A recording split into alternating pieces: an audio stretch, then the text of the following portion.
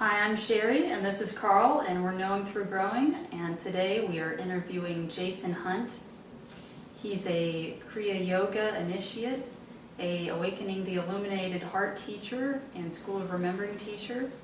He's also a Reiki master and a Sufi initiate, among other things. So thank you, Jason. Thank you so much for being here and joining us all the way from Asheville, North Carolina. Okay, my pleasure. Thanks for having me, you guys. Truly a pleasure to be here. Yeah. So can you tell us some more about the Awakening the Illuminated Heart work? Yes. So this is Drunvalo Melchizedek's work. He's my teacher, and he's like the head of the school around the planet. There are about 250 of us Awakening the Illuminated Heart teachers around the planet, certified teachers. Because there's a lot of teachers out there that are teaching similar stuff and they're not certified by Drunvalo, so we make that distinction. What we teach is, the ways that I usually put it are, have you seen this symbol? And I usually show the flower of life. And if people say yes, I say, well, that's what I teach. I say, do you know how that relates to human consciousness and the creation around us? And have you heard of the Merkaba, or the human light body, or the human energetic body? These are all things that I teach, and these are all things that are at least touched upon in the workshop. It's a 4-day workshop. It's 4 intense days. It's the exact same material and information that Drunvalo used to teach in 5 days. So we've kind of squished it down. Drunvalo used to have these great, huge 150 people audiences, and we tend to have smaller audiences and classes, so we can give more attention, more personalized attention. So we do squish it down, and it's the exact same information, but in a shortened amount of time. So more of a one-on-one kind of thing? More so than Drunvalo was able to do. Back, he stopped teaching this in 2014 and gave it just to us teachers. Do you know about crystals and gardening? Is there a relationship between crystals and helping them with your plants, helping them grow? There is, absolutely. Not only do, well, the crystals and the stones come from Mother Earth. And I'm making a distinction between crystals. Crystals have crystalline structure, and stones, which don't necessarily have the same crystalline structure, but they're made out of the same stuff. They all come from Mother Earth. Plants come from Mother Earth, so they're intimately connected in that manner. But as well, the crystals and the stones that we get in crystal shops interact with light. That's what makes them valuable, so to speak. That's what makes diamonds valuable, or sapphires, emeralds, whatever it is. It's how it interacts with light. There's usually clarity and color, and there's all sorts of other stuff too since we started digging around in the planet. So check that one out and see how the light interacts with it. Now again. Oh yeah, it's beautiful. I see different colors coming out. Yes. That's called labradorite. Kind of like reminds me of the little lizards I see crawling around in my yard. When they move a certain way, they've got a different color to them. It kind of has that same type of a... Or butterfly wings. Right, yes. That iridescence to it. Right. So once again, this is how light is interacting with them. I see. So light interacts with plants, obviously. Light, heat, water, all that stuff. But light also interacts with us. Mm-hmm. Maybe not as obvious, but if you take a look at your fingernails, toenails too, and you think back towards when you were in your mother's womb and you were just a few cells large, there was a time when you were translucent.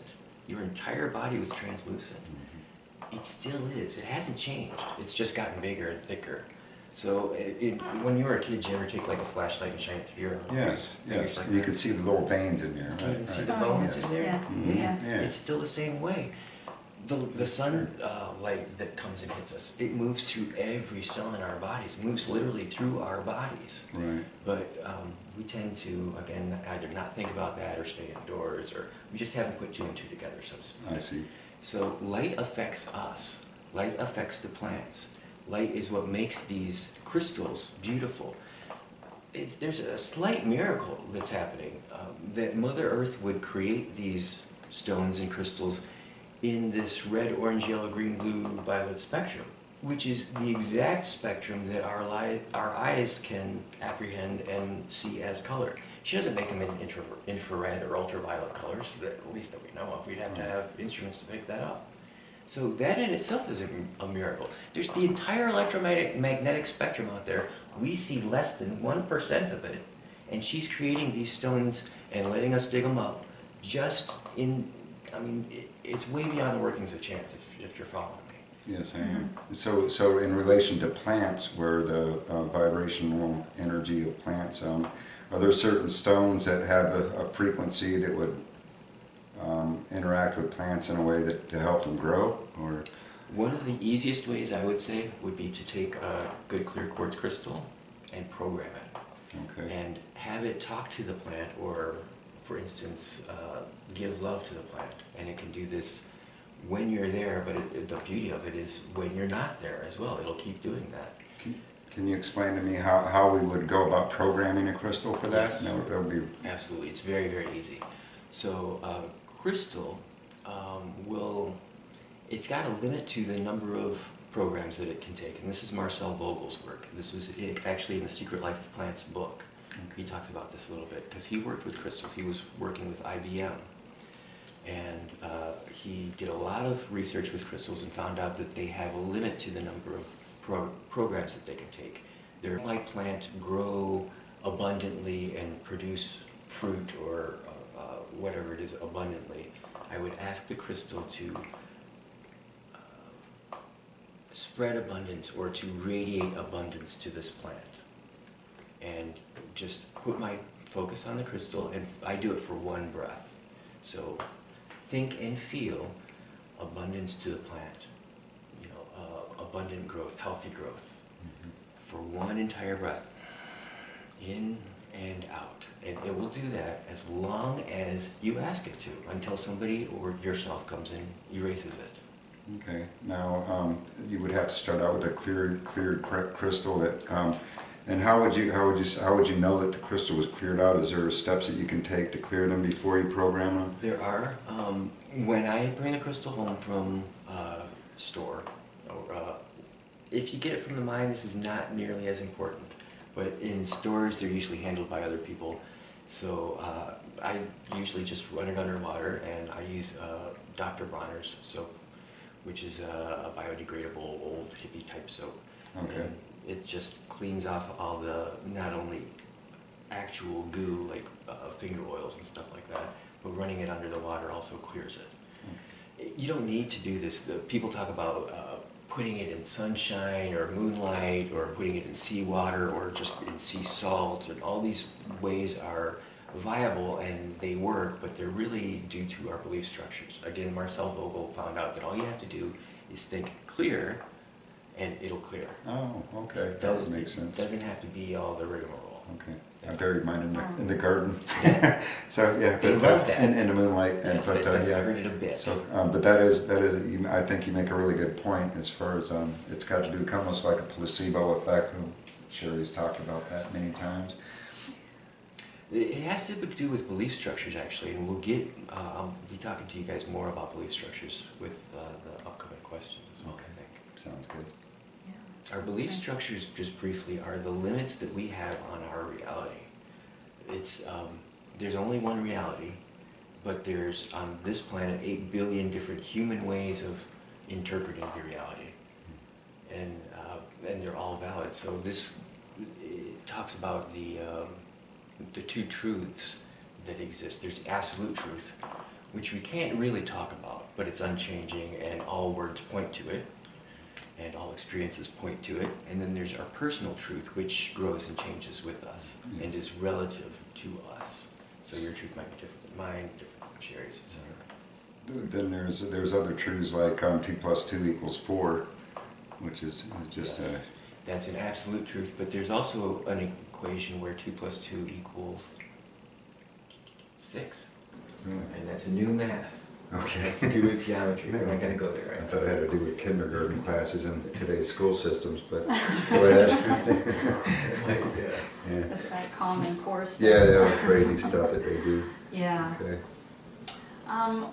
What would you say is the difference between spirituality and religion? Religions, simply put, religions are traditional and they are a tradition. Religion comes from the Latin religare, which means to relink to. So it's relinking to what? The past, generally speaking. Spirituality is what vivifies the tradition, what vivifies the religion.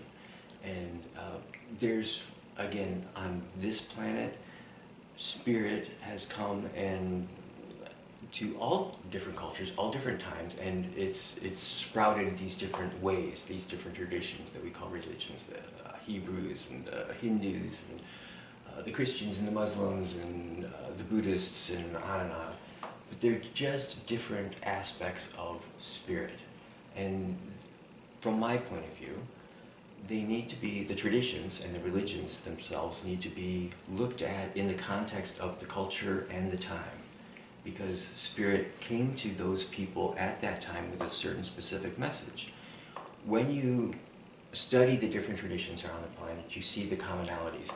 Not so much on the outer surface of them, but when you get to the core of them, you see the commonalities very, very clearly. Or a lot of people will talk about the top of the mountain, all the paths lead to the top of the mountain. Yes. That sort of thing. Very good. Okay, great. Thank you. What would you recommend for someone who wants to start meditating and maybe has just started? The very first thing I would say is to watch your breath. The breath is the most basic of practices. It'll usually be what a meditation teacher will start you out with, but it's also the most advanced practices. They all have to do with breath. Breath, breath, breath is the key. So just sitting and watching your breath, just first off, just sitting, make a commitment to yourself and don't answer the phone. Don't worry about anything, just sit, just let yourself be. And watching your breath helps you to be. It's usually our thoughts and sometimes even our emotions that will keep us out of being present. And to just be present as a meditation practice is primary. And again, not only a beginner's step, but also some of the most advanced work. So to watch your thoughts, you say, well, I guess when you're watching your breath, it's kind of connecting to the subconscious because we breathe subconsciously. We don't, when we sleep, we breathe all the time without thinking about it. So it's kind of a subconscious connection. Is that what you're leading to? What the Sufis say is that when you are forgetting to breathe, when you're, so to speak, subconsciously breathing, Allah is breathing you. Ah. Hmm. I see. That's nice. What would you say are the vibrations of a vegetarian diet versus a vegan diet versus, eating a meat diet?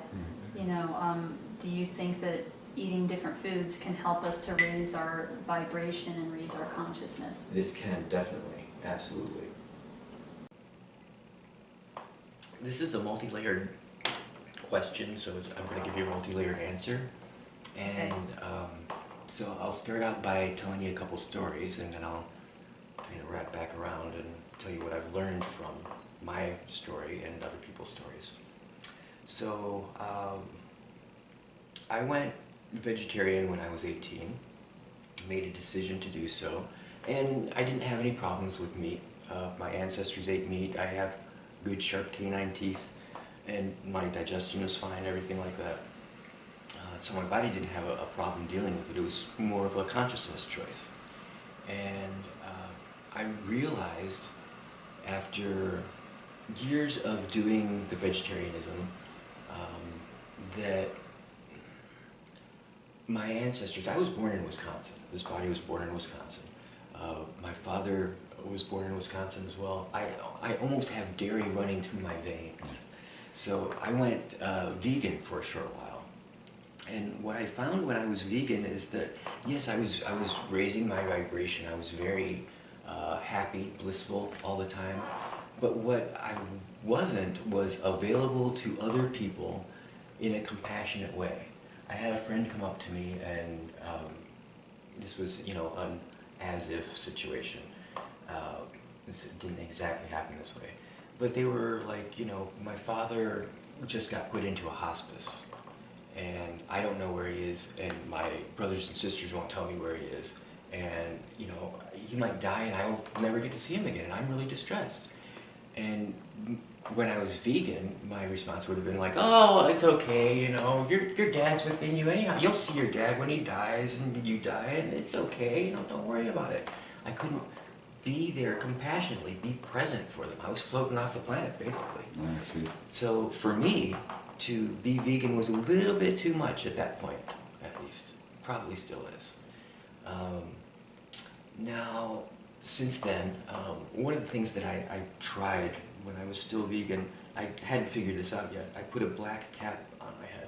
I had a shaved head at the time. Had like depending on who you see, it was either like a Dalai Lama haircut or Britney Spears. Okay. It was not like it is now. I've never heard Dalai Lama and Britney Spears put in the same sentence Yeah. together. Well, go ahead, this is the first. They put that in the same But there haircut. is. At one point they did.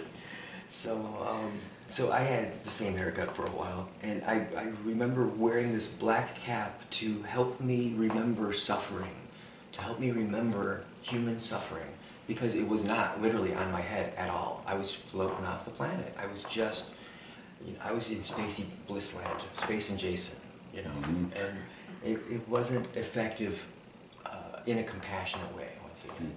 So to bring myself down, to bring myself back to earth, and to be, you know, compassionately available to people is important to me. So I started putting the cheese back on the pizza. I see. Third dimensional, so to speak, right? So to There's speak. a kind of connection more to the earth when you. Yeah. I see. More I see. human in my body. Yes. Yes. So the refinement of my diet helped me to realize that I'm not my body, first off. That was one of the things, and that comes from raising one's vibration. Cutting the meat out as well helped immeasurably, because I don't know if you guys have seen the movie Koyaanisqatsi, for instance, or know what goes on in slaughterhouses, or where they're raising chickens, or any Yes. of this stuff. That brought the awareness of that brought the awareness to me of, I don't want to partake of this anymore. Right. I don't want to you know, put my dollars towards this, or put my tastes towards this, or anything. So that helped me raise my vibration as well. But again, to the extent of knowing that I'm not my body. Once you realize that, it's like, oh, what are you going to use your body for? So as I was speaking with you, Carl, earlier, the two aspects of healing, reconnecting myself to spirit, and then re-empowering my dream. This is the second part, the re-empowering my dream, and how did it change my diet? Like I said, I started putting the cheese back on the pizzas. I started eating yogurt and not specifically staying away from things. But then I started looking at my spiritual teachers, and the Dalai Lama is one of my great teachers, and I know that he eats meat. He was put on a vegetarian diet when he was ordained as a monk. I've heard him tell stories about after he had been taken to the monastery and his family would come and visit. He remembers his father eating pork, and he said that he was watching like a dog each bite from the plate to his father's lips, you know, because he loved the pork so much. That was when he was a kid. So he started growing older. I think he was in his 20s or 30s that he started developing a gallbladder problem. And he's the Dalai Lama. And besides that, he's in India, so they've got some of the best Ayurvedic medicine available in the world. So because he's the Dalai Lama, they also had the best allopathic medicine and the best Tibetan doctors in the world. And they all gathered up and said, we don't know what's wrong with you, we don't know what's wrong with you, we're going to have to take your gallbladder out, this and that. And I'm not sure if he did actually have it removed, he might have. But the doctors, after a while, they looked at him and said, look, your genetics, you guys came up eating yak in Tibet. Why not go back to your ancestors' diet? They put him back on the ancestors' diet, and he doesn't have any gallbladder problems anymore. So, So this is over time that the body develops and becomes used to certain things. But I've heard it said from other spiritual teachers that the first step to enlightenment is your diet, to where going on to a vegetarian diet, even vegan diet, would be the first step to raising your vibration to getting more spiritually connected. yes. Okay. And this wraps it back around to, as I was going to say, this is a multi-level question, so Okay. multi-leveled answer. Right. This brings it back to belief structures. Part of why they're saying that is to raise awareness. Especially in the West here, we have so many processed foods, and people don't think about what they're eating. They're not conscious of their eating. Right. There's a marvelous gentleman out there named Gabriel Kuzins, who his first book is about conscious eating, and he's all about raw food and vegetarianism and all this stuff. He's great. Meanwhile, I can be driving down the road, like coming down here to see you guys, and people are, drinking and eating very unconsciously. So that's a large part of why they're saying that, why that precept is, to first become aware of it. After a while, like the Dalai Lama, it doesn't matter so much what you eat, it's about how you eat it. Now, you guys saw that movie, the Avatar? Yes. With people? Yes. When they were killing those beings, those dog-like beings, they did it with consciousness. Yeah.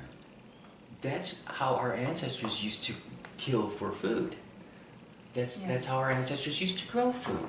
So it's, again, not so much about what you do, about how you do It's it. odd you would say that because I have chicken once in a while. I try to get the chicken that's been raised correctly and not tortured. And I found that when I right before I'd eat it, I would kind of thank the chicken for giving its life for me so that I can help to better the world, basically, and use that protein that I've gotten from that chicken to help humanity as a whole and help the earth, basically, as a whole, because we're all of us being one with the earth.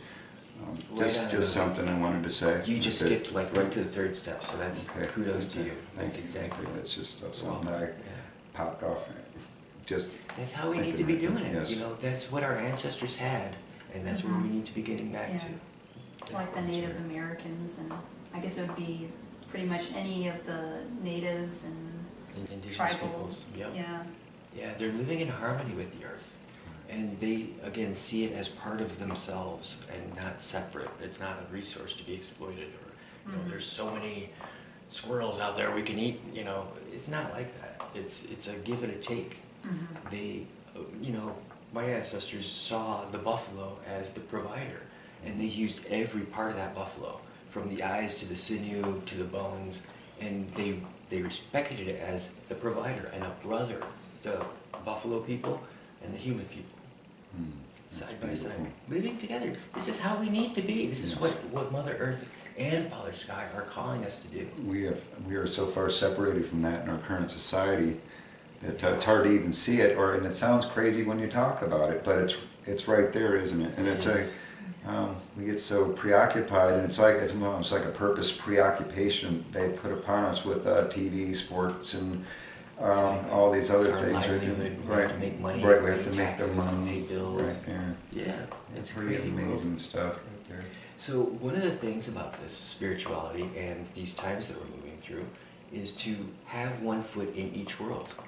To, for myself, I would say, explore my spiritual side, but as well, explore my worldly side. And for myself, I've been working on the spiritual for many years now. I get to work on the material side of things much more. That's part of why I'm here with you guys, getting the word out. But I feel like we're raising our consciousness as a collective. We're reaching a higher level. Do you feel like we're at 4D yet, or how?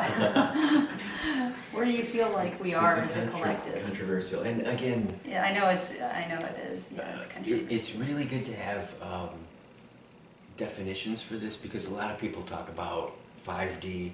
I don't even talk about 5D.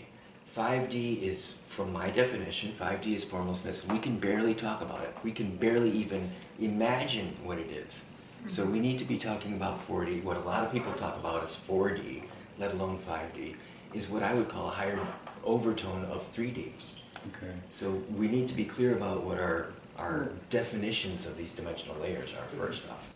So the fourth dimension would be considered what compared to the third dimension? Well, the major difference is that whatever we think and feel instantaneously becomes our reality. So if I think an orange, it actually appears in my hand. There's a link to that here in our third dimension, but there's this time lag where we separate thinking and feeling orange, and in our case, most of us would either go to an orange tree and find an orange, or go to our grocery store and buy an orange. Okay. But we're manifesting an orange. We're talking now about the what do they call that? The double slit experiment, where Yes. that with quantum physics, where when we see something, it's a wave, it's a potential, and now we look at it and it becomes an actual particle, which becomes a thing, and you're tapping into There that are concept. two different ways for physicists to look at the universe, either as particles or waves. Correct? Okay. And that's what that experiment is showing us. Either one is very valid. It's very analogous to what Einstein said, that there's two ways of living in the world. Either everything's a miracle or nothing's a miracle. Yes, I've heard that before. Yeah. Very good. It goes right along with that. Interesting. So when we're in the fourth dimension, everything that we're thinking and feeling becomes our reality instantaneously. Again, here we've got this time lag. As we raise our vibration, that time lag shortens and shortens and shortens. A lot of people have experienced this until it's almost instantaneous. Sometimes it is instantaneous. Sometimes before you even think it, the thing will appear in your reality. That's, from my perspective, that's because your heart is actually creating it. Sometimes our brains aren't keyed in on what our heart is doing. Again, because our brain is a dualistic instrument. It has a left and a right brain. Actually, if you take the brain out of the body, you have to hold the sides together. That's how polarized it is. Otherwise, it'll flop apart, kind of like that. I'll be darned. So our brain is literally a polarized instrument, and when we look at the world through our brain, we see a polarized world. Because of that, it doesn't always get the impulses that our heart is creating. So many times for myself, something will show up in my reality and I'll say, I didn't pray for that, I didn't create that. And my heart will say, yes, you did. You remember when you thought or felt this? And my brain is catching up, so to speak. I see. So your heart, I've heard it said that your heart is actually more intelligent than your brain. There, and that would walk hand in hand with what you're talking about. Yes, there. I totally feel that. That's very interesting. So, This actually has something to do with our times that we're moving through right now. Most of the world, if you talk to a lot of the people out there, probably 90% of the people, again, in third dimensional reality, who aren't into crystals and this sort of higher consciousness stuff, they evaluate who you are and how much worth you are in the world by your brain. Do you have a master's degree or a PhD or whatever? Have you written books? How much money do you make? All these things usually have to do with our brain and the, again, outward going in our material world, this sort of thing. The Egyptians had a different view on things. And it's something, again, it's our past that maybe we can learn something from. Our ancestors, when they mummified somebody, it wasn't just anybody that they mummified. They took special people and mummified them. But when they mummified them, they took all the organs out of the body, except for three important organs. And two of these organs they put back in the body, the heart and the genitals, because they felt that we would need these for the afterlife, fourth dimension, by the way. I see. The other organ was the brain that they gave special consideration to. And what they did with the brain is they basically stuck a skewer up your nose, you're dead, and they scrambled the brain and pulled it out through the nose, and they threw it away. They put it right in the trash can because they felt that it's not only not useful, it's actually a hindrance when you get to the fourth dimension. We're not doing that, and I've learned the hard way that it's not about that. It's not about killing our ego or squashing our ego or getting rid of our brains. It's about finding balance between them. Right. So for everybody out there that's got a brain and an ego and all that stuff, we're not getting rid of it. It's about bringing it into balance. And from my perspective, it's literally taking it out of the driver's seat and maybe put it in the back seat, maybe put it in the kiddie seat for a little while until it gets old enough. Knowing that thoughts need to know their place. Correct. That, there's a difference between thinking as far as just like you have to figure something out, so you're using your brain to figure it out. But when you're just sitting around idle and you're just thinking about like things, a lot of drama will start coming into your life and things like that, which is creates a lot of problems in your life, which actually beats on the heart. Yes. Right there. So that's just my opinion. These are what we call mental and emotional obscurations. Okay. And they keep us out of the reality. And I'm saying that with capital letters, the reality. Yes. Where did you learn about crystals? Whew. This was largely self-education. I remember before I was 10, I don't remember exactly when, but before I was 10, my uncle gave my brother and I each a half of a geode. So a geode is like it's kind of a hollow thingy. Ours are almost spherical, and it's got crystals all on the inside. My brother got one half, I got the other half. So that's what got me interested in them. And, you know, everything from looking at the rocks outside in the driveway to going to rock and crystal stores. So I've been doing this for a long time, and it's, again, like I said, largely a self-educational thing. There's all sorts of books on the planet these days. This is an old gem therapy book from India from the 1960s that actually came out back then. All sorts of stuff. This one is only about tourmaline. Whole book about tourmaline. Lots and lots of stuff out there. So I recommend that you educate yourself. Just find what you vibe with and check it out. There's one popular book recently, it was published probably 12 or 15 years ago. They've got a new revised edition with 72 new stones in it. Stones are being found literally every day on the planet, new stones. So you could go with a new stone or crystal or mineral every day for probably, I'd say 4 or 5 years and not run out of stones on the planet. There's that many stones that are available, and to me they're interesting. So you know, go for what you know, attracts your eye and what seems pretty to you and what you're attracted to, but educate yourself about it as well. Find out what they're made out of. Find out why they look the way they do.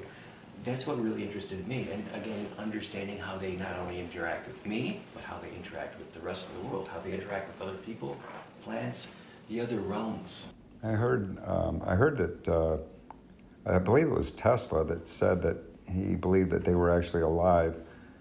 He couldn't prove it, but because they have frequency, they're actually living. Yes, they are actually living creatures. From my perspective, this is true also. Okay. There's, in the Taos Pueblo, there are different clans that they initiate people into. And one of those clans is the Crystal Fetish clan. And they actually say in there, people who are in that clan, crystals are alive. And we're like, yeah, they're alive. But no, they're really alive. They think and feel and they listen just like we do. They're recorders of energy. We can get more into that later, but they, from my perspective, they really are alive. Yes, I know that crystals, quartz crystal are used in vibrational measurements because they do put out a millivoltage when they shake, when you shake them. Mm-hmm. Quartz are used for a lot of things. I believe that's the reason why we have a computer and we have radio frequencies because of quartz. Yes. There, so that's interesting. That yes, they have a uniform frequency when you put an electrical charge through them, and that gives a certain pulse. Yes. Very good. Absolutely. What lessons have you learned along the way? So could you give us maybe just one lesson that you've learned along your journey? The biggest lesson I've learned along the way is, again, to move from my head to my heart.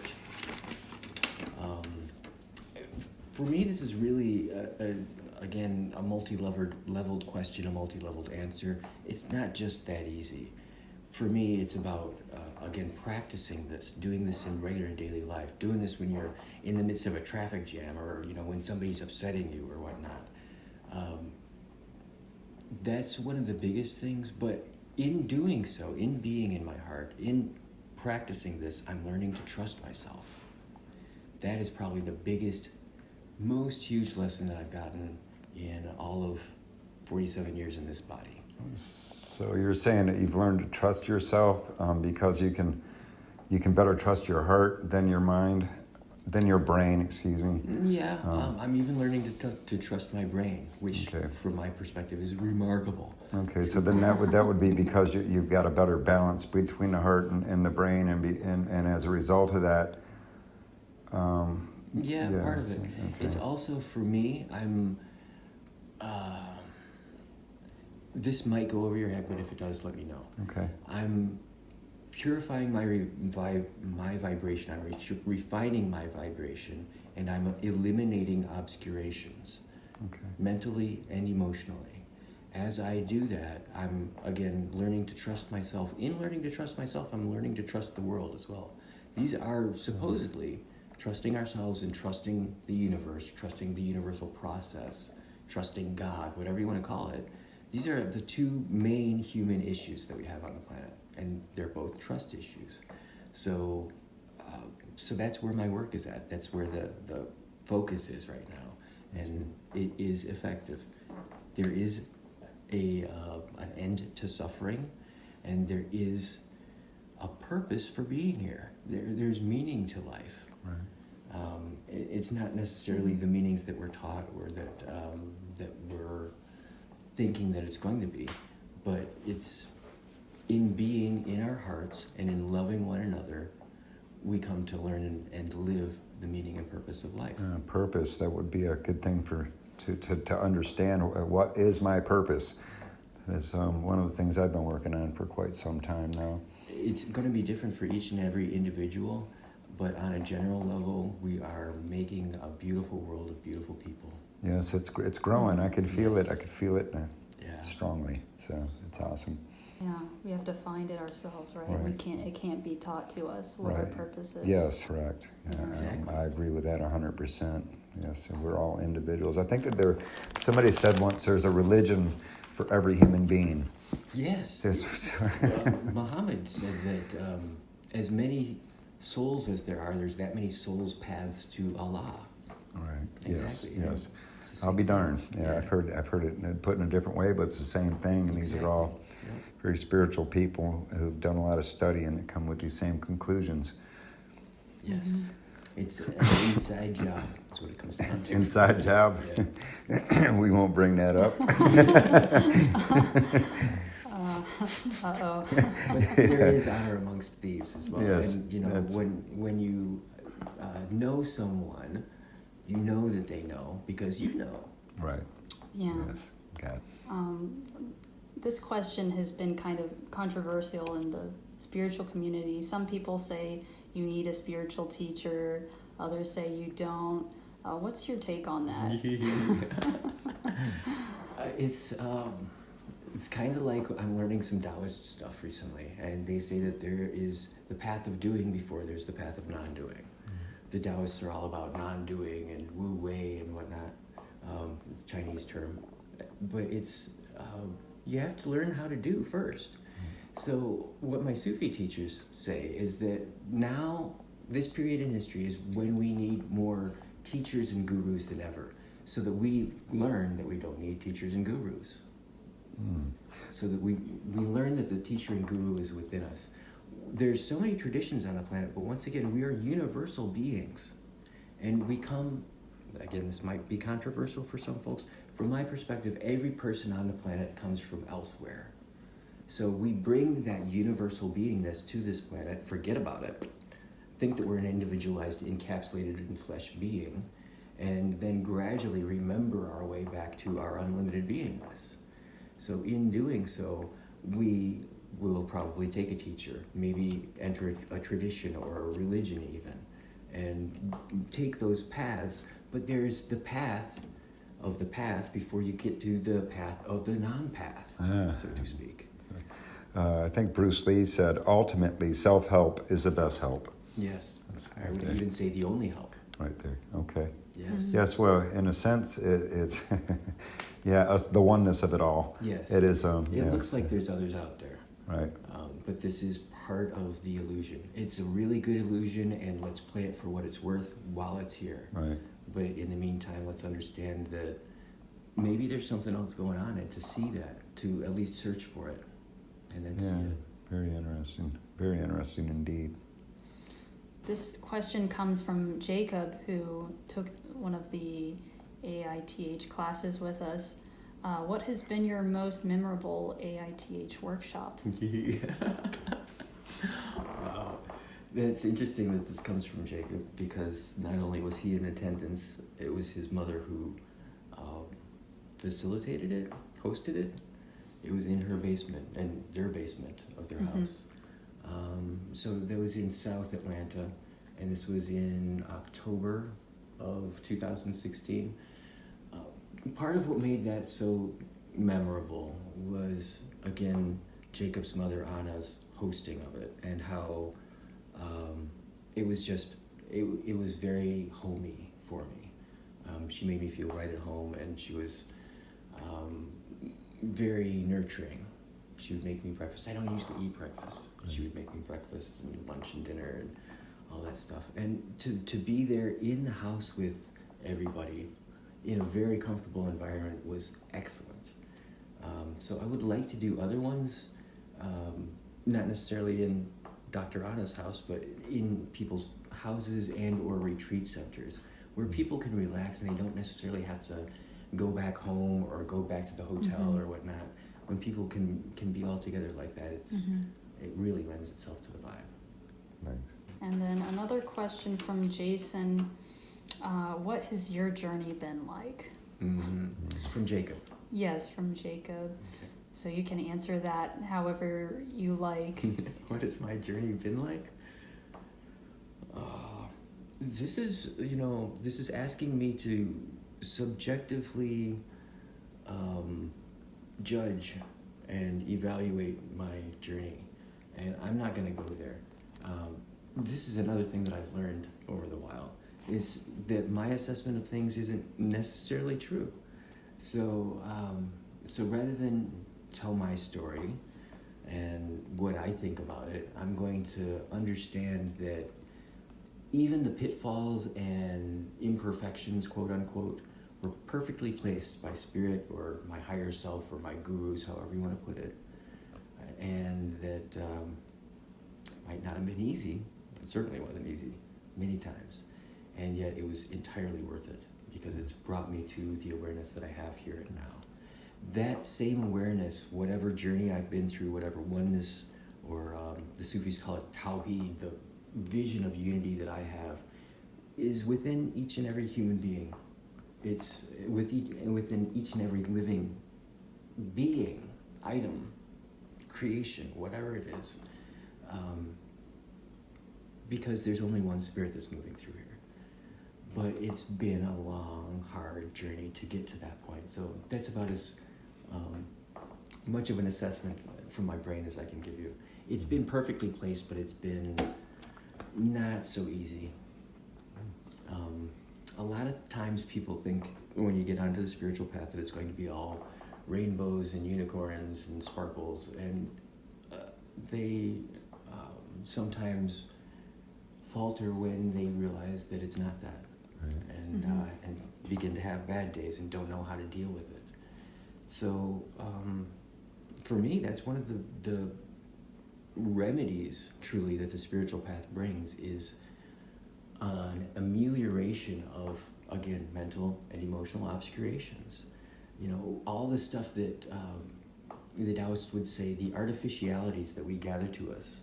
We come in here, all of us are pure. It's like a clean sheet of paper, and then we start writing on it, and we call that knowledge. So coming back to one's primordial self, coming back to the natural self, getting rid of all the artificialities, is the large part of the path. And when you do that, when you've gotten to that place where you've got a blank piece of paper again, from my point of view, that's when the work really begins. That's like, that's when spirit can really use you. I see. Great, thank you. What would you say to someone who wants to find that truest part of themselves, their potential? Like, where would you say to start with finding that? With the breath, definitely follow your breath. Follow not just the physical breath, but the energetic breath.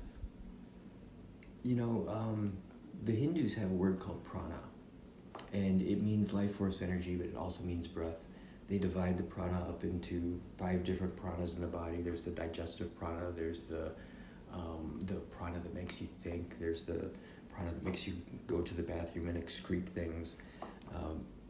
It's not so much, for me, it's not important to divide it up and to understand those so much as to understand that life force comes with the breath, that the breath is not just air that we're drawing in and out through our lungs, that there's something else there that is not just energetic, but I would say even conscious. Once again, when we're asleep, this is my Sufi teachers say, when we're asleep, it's Allah that's breathing us. It's God that's breathing us. It's the universe that's breathing us. They go further to say that the only obscurations we have are when I am trying to breathe myself and I'm not letting God or Allah do it. So all my mental and emotional obscurations are versions of me holding my breath at different points.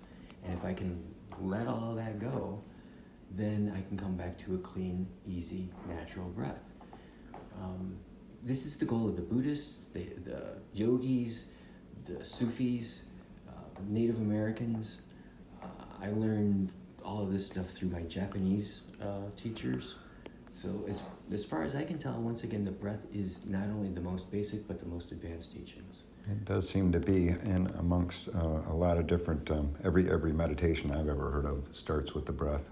So a lot of the teachings. So to first understand that this breath is more than just air, and then to connect with the energies in one's body, specifically Mother Earth's energy and Father Sky's energy. I feel that each person on the planet, even though we all generally have a physical mommy and daddy, they are agents working from Mother Earth and Father Sky, who are our greater parents, and that we are literally their dream manifest. Mother Earth and Father Sky's dream manifest. Our ancestors have dreamt us into being and dreamt us to be here. So to connect with the breath and the energetics of the breath automatically raises one's awareness. Great, thank you. Do you have a final message that you would like to share with the viewers? I would suggest that if you're interested in this work, begin to at least connect with Mother Earth. Remember that we are electromagnetic beings, and that in our culture nowadays, we've largely cut ourselves off. We've insulated ourselves from Mother Earth. So, you know, from the tires on our car, which are rubber, to the soles of our shoes and the concrete and buildings that we make, we're insulating ourselves from Mother Earth, and we need to reconnect with her. If we can reconnect with Mother Earth, just with Mother Earth, let alone Father Sky and yourself as well, but just connecting with Mother Earth will help us to move through these times, which are somewhat chaotic, with grace and ease, and with an inner knowing that, once again, everything's going to be fine. She's going to take care of us. Everything's going to be totally fine. On that note, I'd like to tell a little story about Hawaii and Pele. Pele is the goddess of the volcanoes, and we all know that she's erupting down there right now. I have a Hawaiian teacher who, she says that, and her family has said this, that Pele is part of her family. They call her Tutu Pele, Grandmother Pele. And when she was young, she saw all of her neighbors had evacuated, and she saw the lava coming down the mountaintop towards her house. And she's asking her grandmother, "Grandma, everyone's gone, shouldn't we leave too?" And her grandmother said, "Oh no, Tutu Pele will take care of us. Everything's going to be fine, my child, don't worry." And the lava got closer and closer, and she'd say, "Grandmother, shouldn't we leave? The lava's right up next to our back wall there." Grandmother said, "No, Tutu Pele knows who we are, and she'll take care of us. Don't worry about it." And the lava ended up coming right up to their back wall and turning and going around their house. Wow. Just because they're connected with love to Mother Earth. Wow, that's amazing. That is a beautiful story. Yeah. There, that's, So that story tells more than I could ever tell, really. wow. The connection is, everything's connected, I guess. Yes. And it's the realization of that we have to get to. That's kind of the connection of the heart, the mind, the earth. It's also connected to the life and the death and the volcano and the Sacred hoop. we're all one. Yes. That's Amazing. The goal of the spiritual path. Right. Yes. Very good. Very good stuff. Well said. Very That's why enlightening. people do all this hard work. Yes. Yes. Amen. Awesome stuff. Awesome stuff. There. Yeah. So great. Thank you, both of you. Thank you, Carl. Thank you, Jason, Thank for you, Sherry. traveling Thank you, Sherry. and meeting me here to do this interview. My pleasure. Appreciate you. We appreciate your Enjoy. place. Yes. Yeah, and we'll be back and we will do a part 2 of this interview later on. Jason will be speaking at a Georgia Dowsers meeting, and we'll be recording that, and we'll also be auditing part of his Awakening the Illuminated Heart workshop in Asheville. So we'll get back to you then.